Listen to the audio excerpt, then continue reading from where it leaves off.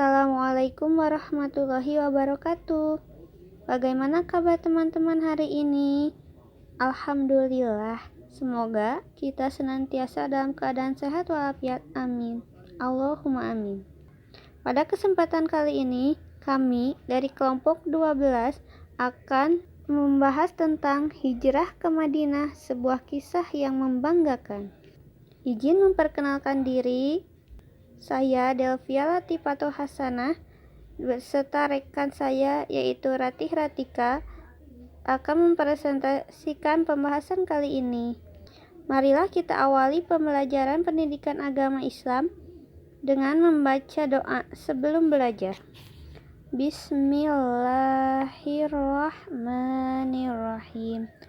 Raditu billahi robba wa bil islami dina wa bi Muhammadin nabiyya wa rasula. Rabbi zidni ilman warzuqni fahman. Amin. Baik, bismillahirrahmanirrahim, kita mulai.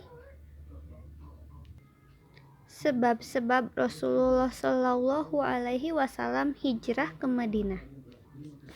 Hijrah Nabi Muhammad Shallallahu Alaihi Wasallam dari Mekah ke Madinah menjadi peristiwa besar bagi umat Islam.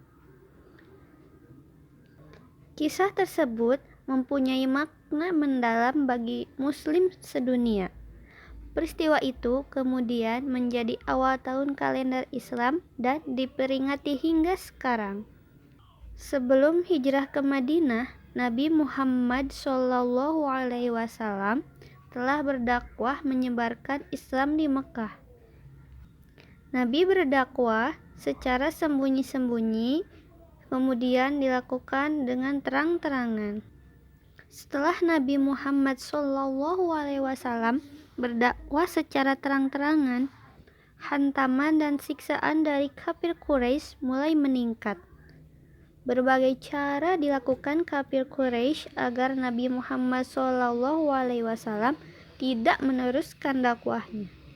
Bertahun-tahun Nabi Muhammad SAW menyerukan Islam di Mekah, tetapi hasilnya hanya sedikit yang mengikuti ajarannya. Dakwah yang dilakukan Nabi Muhammad SAW kepada kaum Quraisy terus mendapat tentangan dan serangan hingga makar pembunuhan. Mereka semakin membenci ajaran Rasulullah untuk beriman kepada Allah Subhanahu wa Ta'ala. Di masa yang sulit itu, Nabi Muhammad SAW kemudian memerintahkan kepada para sahabatnya untuk sembunyi-sembunyi dan hijrah dari Mekah ke Madinah. Sedangkan Nabi Muhammad SAW dan beberapa sahabatnya masih tinggal di Mekah. Nabi menunggu turunnya ayat dari Allah Subhanahu wa Ta'ala untuk pergi hijrah. Pada saat Nabi Muhammad SAW membutuhkan dorongan dan motivasi dari orang-orang terdekatnya, istrinya Siti Khadijah dan pamannya Abu Thalib berpulang ke rahmatullah dalam waktu yang hampir bersamaan. Kehilangan kedua orang tersebut merupakan masalah serius bagi Nabi Muhammad SAW dalam menjalankan dakwah Islamiyah di Mekah. Peristiwa sangat menyedihkan ini kemudian disebut dengan tahun duka cita atau Amul Huzni. Di tengah kesedihannya, Nabi Muhammad SAW mengalami peristiwa luar biasa, yaitu Isra dan Mi'raj. Peristiwa itu terjadi setahun sebelum hijrah ke Madinah, tepatnya pada tanggal 27 Rajab 621 Masehi. Pada peristiwa itu, Allah Subhanahu wa Ta'ala memperlihatkan tanda-tanda keagungan dan kekuasaannya sebagai penghibur bagi Nabi Muhammad SAW yang sedang dirundung kesedihan. Peristiwa ini memberikan pelajaran yang sangat berharga kepada Nabi Muhammad SAW.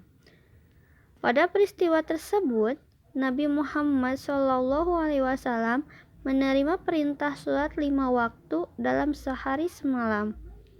Setelah Isra Mi'raj, Nabi Muhammad SAW meneruskan dakwahnya dan mengabarkan peristiwa yang dialaminya. Kabar itu membuat kafir Quraisy menganggap Nabi Muhammad SAW telah melakukan pembohongan. Usaha-usaha pembunuhan terhadap Nabi Muhammad SAW dan pengikutnya terus digalakkan. Dalam Islam, peristiwa hijrahnya Nabi Muhammad SAW merujuk pada perpindahan dari Mekah ke kota Yasrib atau Madinah di tahun 622 Masehi. Meskipun sebelum hijrah ke Madinah, beberapa umat muslim sudah hijrah ke Habsyah, namun kembali lagi ke Mekah. Perintah untuk berhijrah adalah datangnya dari Allah Subhanahu wa taala kepada Rasulullah SAW dan pengikut setianya. Adapun dalil Al-Qur'an atau dalil naqli yang memerintahkan untuk berhijrah adalah dalam Quran surah An-Nisa ayat 97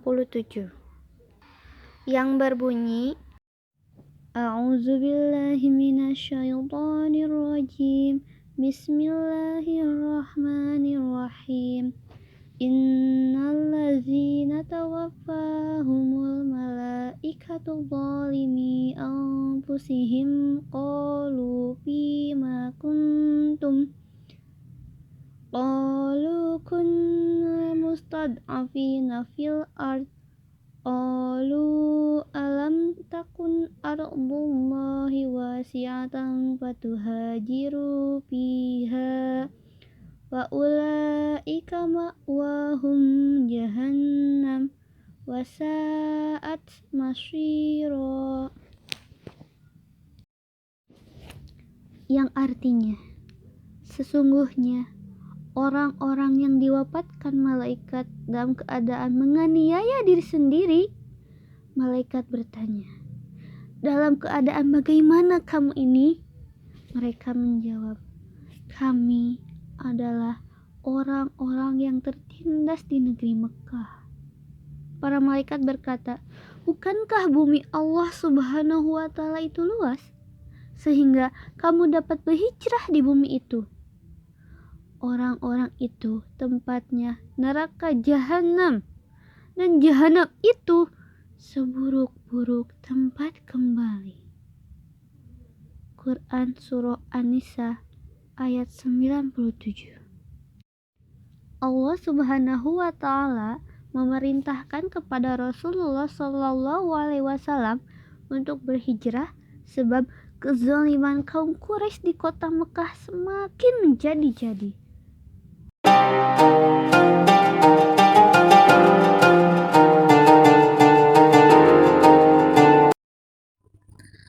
Awal mulanya Nabi Muhammad dan umatnya dapat berhijrah ke Madinah atau Yasrib itu sekitar pada tahun 620 Masehi. 6 orang Yasrib datang ke Mekah untuk berziarah. Nah, Nabi Muhammad menawarkan mereka untuk masuk Islam. Alhamdulillahnya 6 orang Yasrib itu mau masuk Islam dan mereka menyiarkan Islam ketika pulang dari Mekah. Nah, pada tahun berikutnya, pada tahun 621 Masehi, kaum Yasrib mengutus 6 orang dari kabilah Khazraj dan Aus untuk menemui Nabi Muhammad SAW, dan akhirnya mereka pun masuk Islam. Nah, perjanjian itu disebut dengan perjanjian Aqobah, yang isinya itu di mana mereka tidak boleh mempersekutukan Allah dengan sesuatu apapun, tidak akan mencuri, tidak akan berzina, tidak akan membunuh anak-anak, mereka pun tidak akan memfitnah dan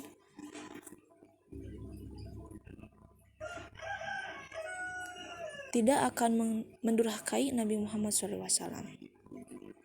Pada tahun berikutnya, di tahun 622 Masehi, terjadilah perjanjian Aqobah II, yang diikutsertai oleh sebanyak 75 orang dari Yasrib.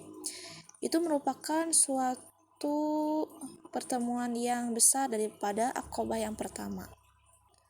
Perjanjian Aqobah 2 ini sama isinya seperti perjanjian Aqobah pertama. Ketika itu Nabi Muhammad pada perjanjian Aqobah 2 didampingi oleh pamannya Hamzah. Oleh sebab itu, Nabi Muhammad sangat yakin bahwa Islam akan berkembang di kota Yasrib tersebut. Akhirnya, Rasulullah SAW memerintahkan kepada umatnya agar hijrah ke Yasrib secara sembunyi-sembunyi. Sedangkan Rasulullah sendiri menunggu umatnya untuk hijrah dulu, barulah beliau yang akan hijrah. Jadi ketika itu Rasulullah masih berada di Mekah bersama Ali bin Abi Thalib. Kemudian adapun kisah yang terkenal mengenai hal ini, ketika orang-orang kafir Quraisy mengetahui bahwasanya Nabi Muhammad akan berhijrah ke Yasrib, maka mereka pun memikirkan daya upaya bagaimana caranya agar Nabi Muhammad tidak hijrah ke Yasrib.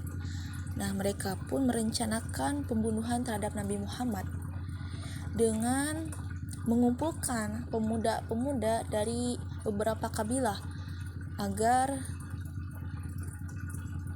ada kekuatan yang bergabung untuk membunuh Nabi Muhammad SAW.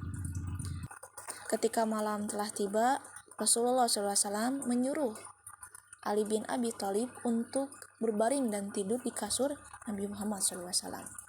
Dan akhirnya atas izin Allah Subhanahu wa Ta'ala, Nabi Muhammad dapat keluar dan hijrah ke Yasrib bersama Abu Bakar As-Siddiq.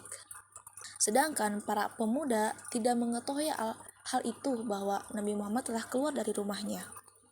Nah, setelah mereka tersadar, mereka semua mengepung dan memasuki rumah Nabi Muhammad SAW. Namun apa daya, mereka hanya menemukan Ali bin Abi Thalib yang telah tertidur pulas gitu. Mereka mengira bahwa yang tidur di atas ranjang itu adalah Nabi Muhammad. Ternyata bukan. Bahwasanya yang tidur di atas ranjang Nabi Muhammad adalah Ali bin Abi Thalib. Hal ini telah mengelabui para pemuda kafir Quraisy, sehingga Nabi Muhammad atas izin Allah dapat lolos dari pembunuhan. Sesungguhnya kita perlu yakin bahwasanya kejadian ini ada kehendaknya dari Allah, ada pertolongannya dari Allah. Dalam Al-Quran surat Al-Anfal ayat 30, Allah berfirman yang artinya, dan ingatlah ketika orang-orang kafir Quraisy memikirkan daya upaya terhadapmu untuk menangkap dan memenjarakanmu atau membunuhmu atau mengusirmu. Mereka memikirkan tipu daya, dan Allah menggagalkan tipu daya itu. Dan Allah sebaik-baik pembalas tipu daya. Ya Allah membalas tipu daya mereka gitu. Siapa sih pembawa tipu daya yang jitu selain Allah gitu? Allah membalas mereka. Akhirnya atas pertolongan Allah juga, Nabi Muhammad SAW dapat hijrah bersama umatnya ke Yasrib. Dan sekarang ini Yasrib itu dikenal dengan sebutan Madinah, kota Nabi, yang dimana Islam itu tegak gitu, syariat hukum-hukumnya tegak di sana. Berbeda dengan Mekah sendiri, bahwa ayat-ayat yang turun di kota Mekah itu lebih kepada akidah. Nah, setelah hijrah ke Madinah, maka ayat-ayatnya pun lebih banyak kepada syariat atau hukum-hukum. Alhamdulillah, sekian materi kali ini mengenai hijrahnya Nabi Muhammad SAW ke Madinah. Semoga dengan pengetahuan kita tentang perjuangan Nabi Muhammad SAW itu memberikan semangat kepada kita untuk memperoleh pendidikan di masa Islam saat ini. Wassalamualaikum warahmatullahi wabarakatuh.